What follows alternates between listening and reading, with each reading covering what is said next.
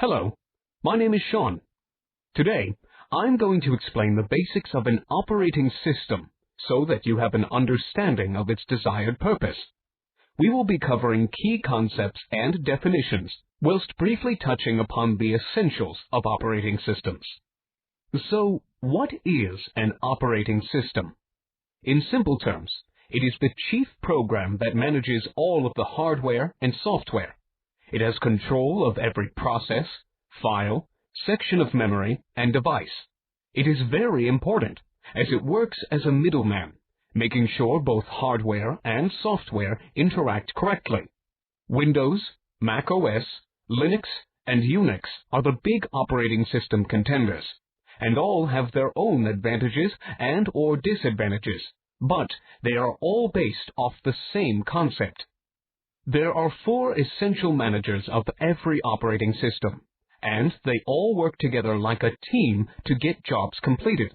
The operating system works as their boss and makes sure they are all working in harmony. The memory manager is in charge of the main memory. It scans every request for memory space and checks if it is valid. It allows allocation of memory spaces that are not taken up already. Memory spaces may need to be deallocated to free up space for other requests. The process manager decides how to allocate the brain of the computer, known as the central processing unit. It is necessary that the process manager keeps track of the status of each process. It has to handle jobs as they enter the system and manage each process that is associated with those jobs. The device manager monitors every device, channel, and control unit.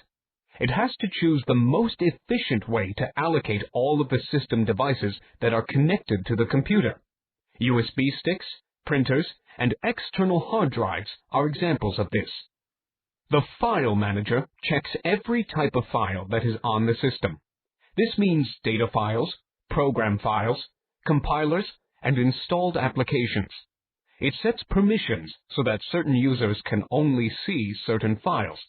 So when you log into your guest account, you cannot browse through the administrator's files, as you do not have the permission to do so.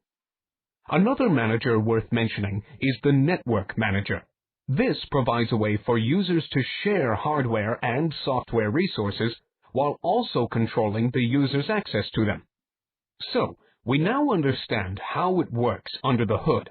So how do we, the user, interact with the operating system? We rely on the use of a user interface. This gives us a visual understanding of what we are trying to do when we interact with the system. So when you click and hold a file to move it into a folder, you're making the managers work to carry out the request. In the next few tutorials, we will be digging deeper into managers and looking at how they work together. This has been Sean, and do not forget to subscribe to the SMKS channel.